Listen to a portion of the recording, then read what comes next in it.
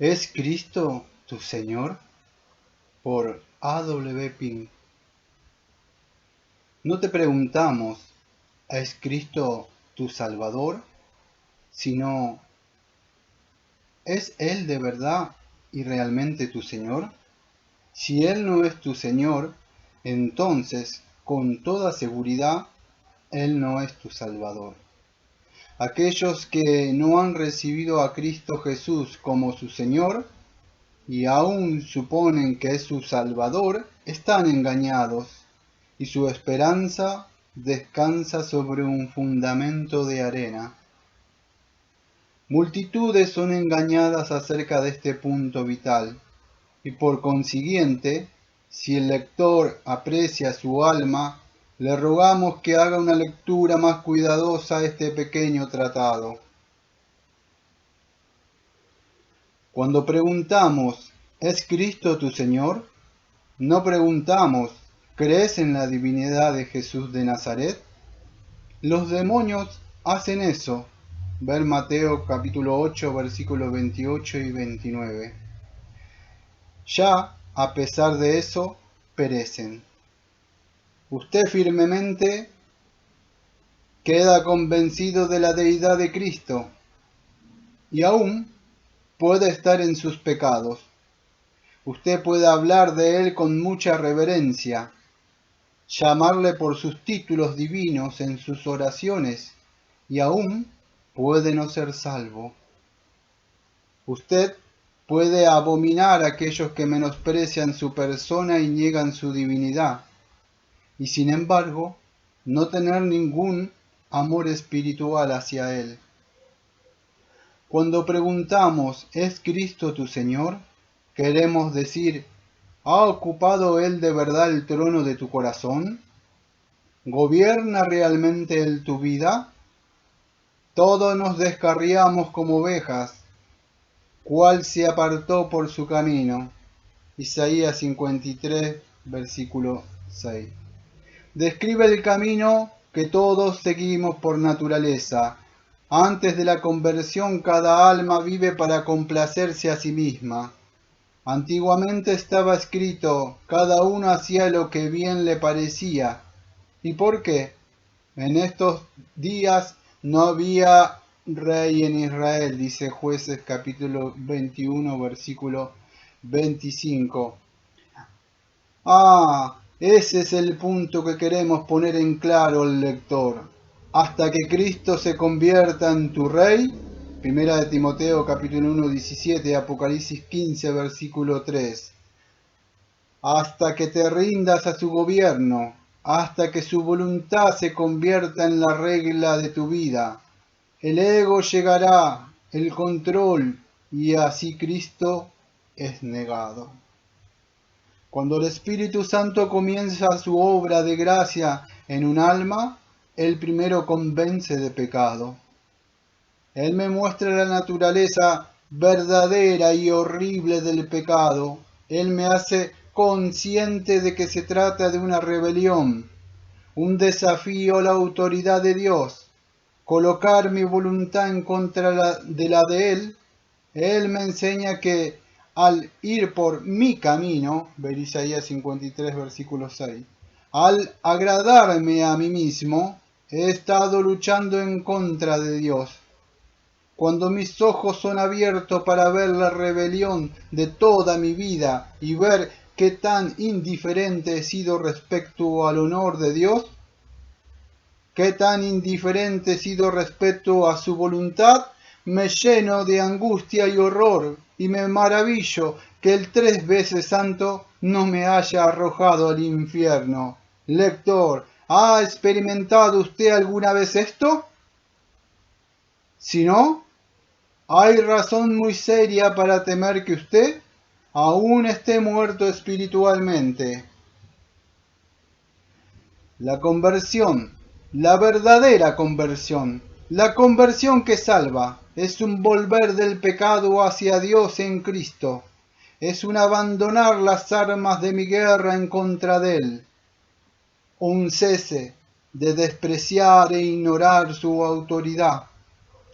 La conversión del Nuevo Testamento está descrita así: os convertiréis de los ídolos a Dios para servir, o sea, estar sujetos o obedecer al Dios vivo y verdadero, dice 1 Tesalonicenses capítulo 1 versículo 9.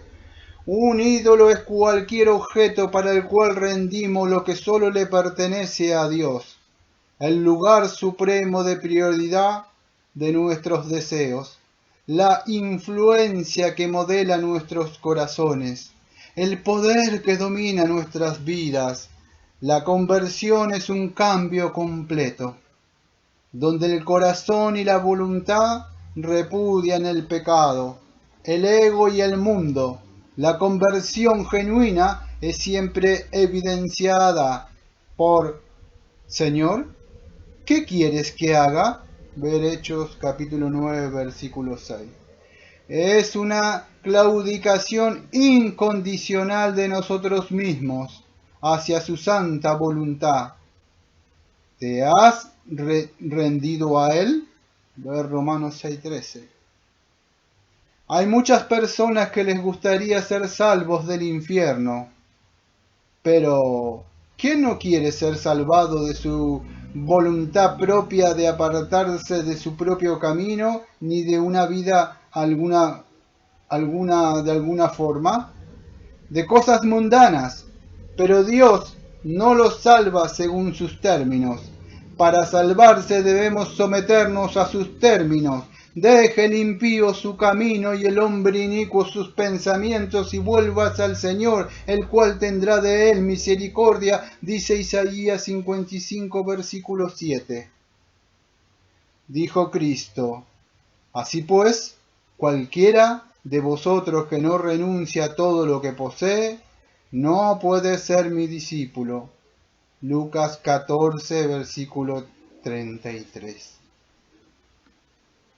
Los hombres tienen que ser convertidos de las tinieblas a la luz y de la potestad de Satanás a Dios, para que reciban perdón de pecado y herencia entre los santificados. Hechos capítulo 26, versículo 18. Por tanto, de la manera que habéis recibido al Señor Jesucristo, andad en él, dice Colosenses capítulo 2, versículo 6. Esa es una exhortación a los cristianos y su implicación es que debemos continuar como comenzamos. Pero, ¿cómo hemos comenzado? Por recibir a Cristo Jesús el Señor, rindiéndose a Él, por someternos a su voluntad, dejando de agradarnos a nosotros mismos.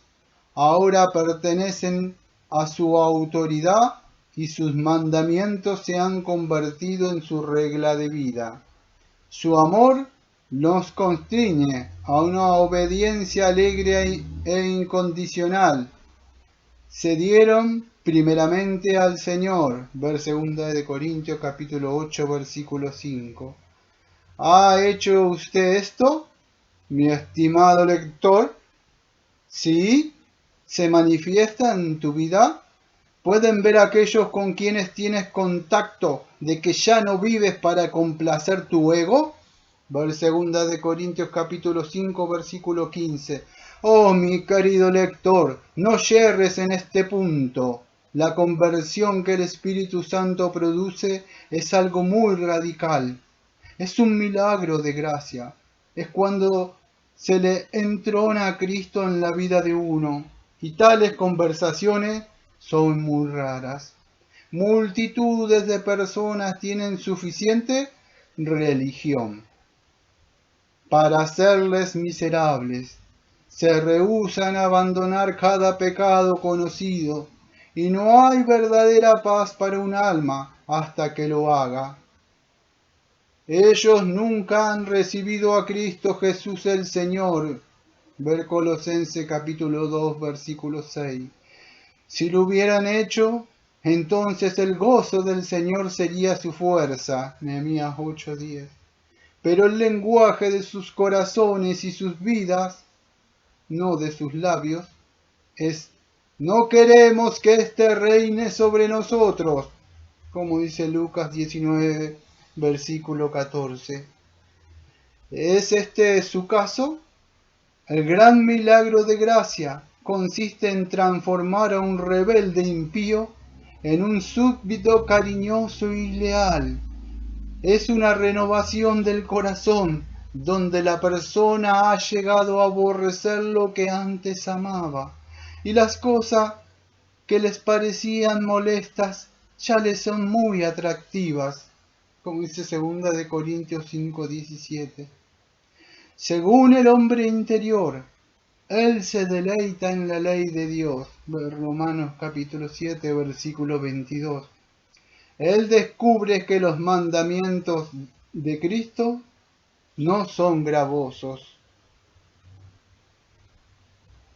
El 1 capítulo 5, versículo 3. Y que en guardarlos hay grandes galardón. Salmo 19:11. ¿Es esta su experiencia? Tendría que ser si hubieras recibido a Cristo Jesús el Señor. Pero el recibir a Cristo Jesús el Señor está totalmente más allá del poder humano. Esa es la última cosa que desea el corazón, no renovado.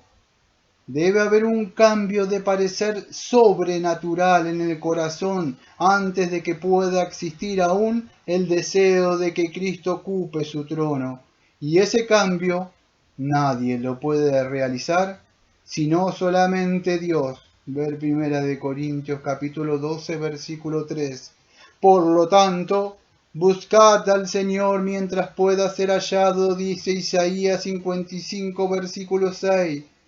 Vaya en busca de él con todo su corazón, dice Jeremías 29:13. Lector, que puede ser que hayas profesado ser cristiano por muchos años y hayas sido muy sincero en tu profesión. Pero si a Dios le ha agradado utilizar este tratado para mostrarte que nunca en verdad o con sinceridad has recibido a Cristo Jesús el Señor, si ahora en tu propia alma y conciencia te das cuenta de que el ego te ha gobernado hasta ahora, ¿podrías ponerte de rodilla y confesarlo a Dios? Confesarle tu obstinación, tu rebelión hacia Él, y rogarle que obre en tu vida para que de una vez pueda entregarte por completo a su voluntad y convertirte en su súbdito, su siervo, su esclavo amado, y de hecho y en verdad. Por A. W. Pink.